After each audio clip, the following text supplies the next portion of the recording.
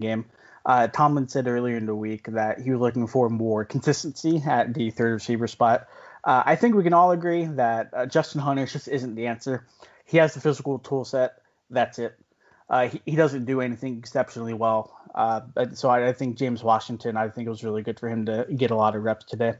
Ryan Switzer is also a big part of the game early and often. It was really good to see him in there, and he's been so phenomenal on special teams as well. I can't say enough about him. But yeah, it's just Juju got back on track after a quiet week last week, and any week Antonio Brown gets in the end zone, it's a good day. So You have to hand it to Randy Fichtner. He is making the right yeah, calls on offense. I didn't have a lot of complaints about him going, not going, going following the game. He called a really good game today, and I feel like Keith Butler did as well, Yeah. which is really weird to say.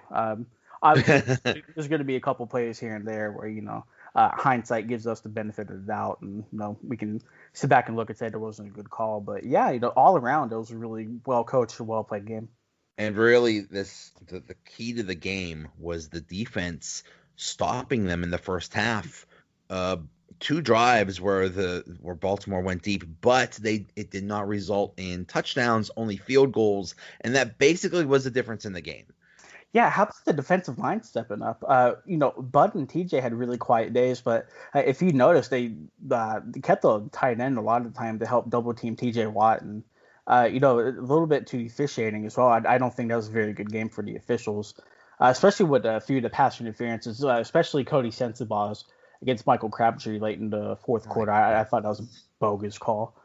I'm so sick of seeing Joe Flacco just throw it up there for just with no intention of making a completion, but knowing that he'll get that pass interference call. It seems like Flacco is the master of that. Yeah, it's a Joe Flacco special, but Flacco also made a lot of good throws today as well.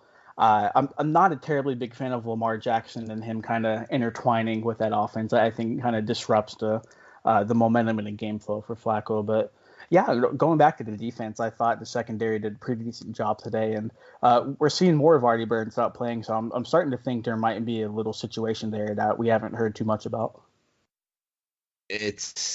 Did Artie Burns play at all? I don't remember seeing no.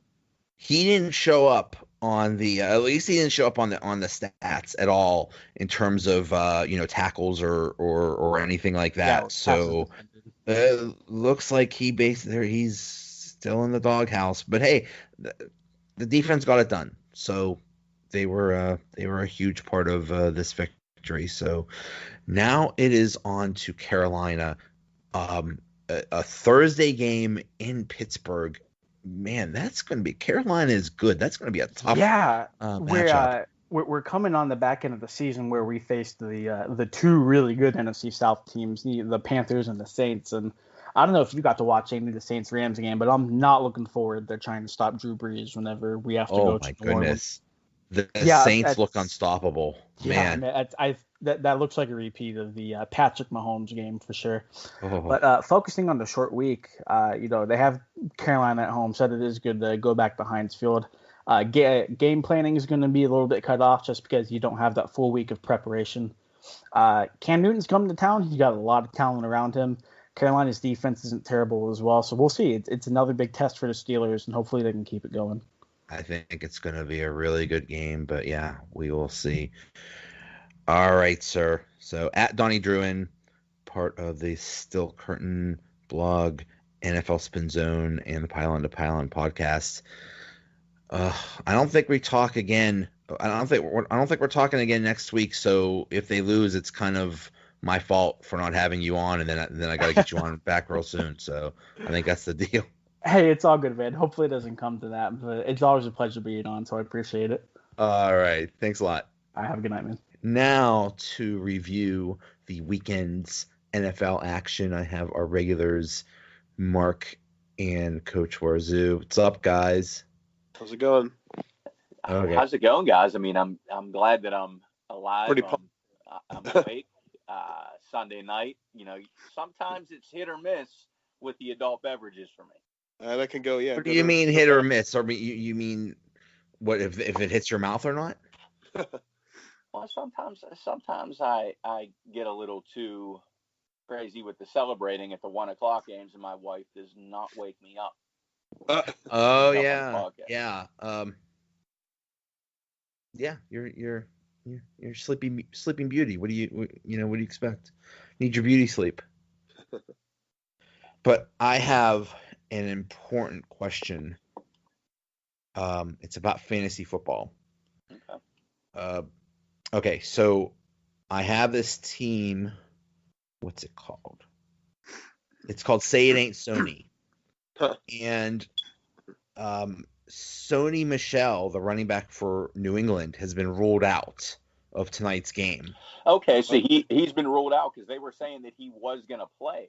So it just been ruled out. Okay. It just happened. Yeah, it just happened a couple minutes ago that they ruled him out. So I need a running back. I have Le'Veon Bell. Do I drop Le'Veon Bell? Ooh. I mean, is there a chance he's coming back, or is he done for the year? Now let me ask you a question. Now I need to know some background. What's your record? Is this a must-win week? You know what? I'm doing very well. I'm in second place. I'm 6-2, and I was lucky enough to get. You think I should keep him? Yeah, I mean, look, 6-2. Usually your magic number to make the playoffs is 7 wins. You get to 8, you're pretty much a lock. Look, I love James Conner. I mean, my guy. But like we said before, when was the last time that he's finished a football season healthy? So, I'm keeping Le'Veon Bell just for, running back depth purposes at 6-2. Who are you going to drop him for right now? Who are you going to pick up? Just some schmuck, exactly some schmuck. But yeah, that probably won't do much anyway. So you're right. The risk is too great. I'll take the goose egg with Michelle at 6-2. I'll hold Bell, and I'll just go from there. I just don't think in the long run dropping Bell. Somebody's going to pick him up. He's going to be the number 1 waiver claim. Right. Yeah. Right. And then I get him. I lose him for nothing, and I've had him on my roster all. Yeah, exactly. Listen, I'm in a 10-team auction, and I have Bell. And at this point, if you can't trade him, if you can't trade him, you gotta hold on to him. In 9 more days, it'll be officially. Then in theory, you can drop him. I'm still gonna go with he's not playing at all this year. I think that's the way it's gonna go. It's hard to argue that at this point. I don't think that. That just makes it look even worse for his future. But I don't think he shows up. He doesn't seem to care that much about for worrying about guaranteed money. He didn't seem to worry about his guaranteed contract this year. How amazing would it be if he threw away $14 million guaranteed money? Guaranteed. And then I just saw that the Steelers might put a transition tag on him because they would still own his rights. Yeah. And then if he got a transition tag, he would only make about $9 million. Yeah, due to this whole situation. How crazy is that at the end, listening to agents, he screwed himself. Yeah. Congratulations, Le'Veon, you played yourself. Did he listen to yourself? Did he listen to the agent, or did the agent tell him, show up, and he didn't? Who knows? Who knows at this point? But there will be a 30 for 30 on this schmuck. Oh. And at some point in the future, just for this season, for this season, there will be if anybody's smart, somebody will have a camera on this whole situation. What if I told you? What if I told you that somebody locked themselves in a Bob Subs bathroom and didn't give back the key? Come on. How is this going to end other than Le'Veon Bell not just completely walking away from the Steelers this season? I just can't see. I can't see him coming back. I think I mean, do you guys see it? Here's what I think will happen if they put the transition tag on him. I think that gives them the opportunity to trade him or something like that. I mean, I completely agree with you. I'm be this season. Do you guys see any way this season he comes back? At this point, no. No, I really don't. I agree with you guys. I mean, if he was going to come back, it would have been during the bye week.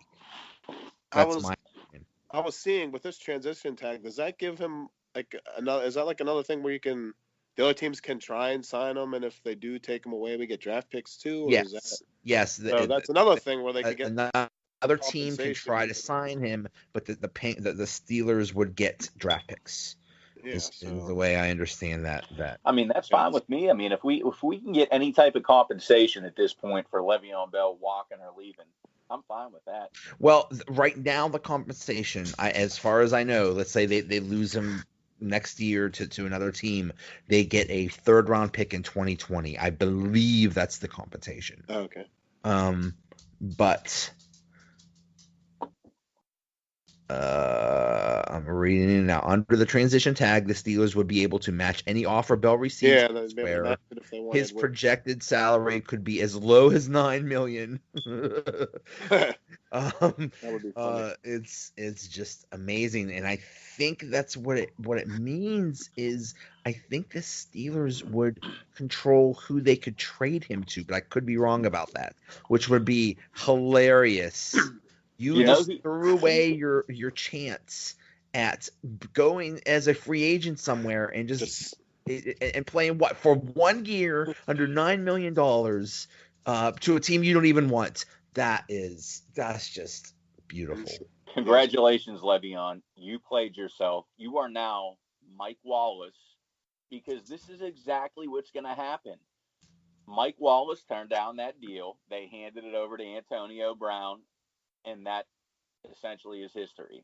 So now, I guarantee you, the Steelers, to spite Le'Veon Bell, hand out some kind of deal to James Conner. Oh, yeah. Oh, yeah. Give him some of that money, and then it's like, see ya. If they give Conner like a 5-year, $25 million contract or something like that, he would take that probably. Exactly. It's going to be some type of guaranteed money where it's a slap in the face to Bell, and it makes Yinzer Nation so happy because he accepted it. But it's not, at the end of the day, I mean, it's not that much. But I think that's how it's going to go down. I hope that they offer him $5,262,626, like all these 26s, just to really stick to Bell. Just 1 penny less. Just 1 penny less than Bell. 5 years for $26 million. There you go. They get the 26 in there. Yeah, exactly. Oh man, it's just I've never seen anything get botched that bad. That you throw away $14 It keeps getting worse and worse. Yeah. I'll tell you what. What an agent. I'll tell you what. What an agent. $14 million. Le'Veon, you don't need it. Yeah. Yeah. It's just now. Look, I was just now in college. Don't get me wrong. I was a sport management major. So was I. I'm doing well with that. Right now. One of my professors. He was a sports agent. And I'm pretty sure you're not supposed to turn down $14 million. I think the for your client. I think the point is to make money, not throw it away. Yeah, that's like sports agent 101 right there. What's 10% of zero? I was told there would be no math. Well, there is no math with Le'Veon's contracts. Unbelievable. Yeah, it's just unbelievable. Listen, just recording mixtapes, bro. Yeah. No, he'll get that money back in rapping. Yeah. How many mixtapes do you have to sell to recoup $14 million? That's a lot. Since no one buys them anymore, that's a lot. You can't go to Camelot or NRM? Yeah, there's no Camelot. Is there even any, other than Best Buy, is there anywhere you can buy? Here's his rap. My name is Le'Veon. I'm here to say I screwed up the situation in every single possible way. Very good. First line. I think my